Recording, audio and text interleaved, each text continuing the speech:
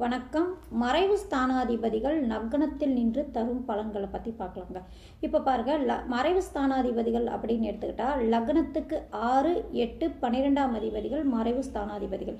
இவங்க யாராவது ஒருத்தர் லக்னத்தில் நின்று திசை நடந்தால் கண்டிப்பாக அந்த திசை அந்த ஜாதகருக்கு மிகப்பெரிய பாதிப்பு, பிரச்சனையை தரக்கூடிய அமைப்பு உண்டு அப்படிங்கிறது பொது கருத்து.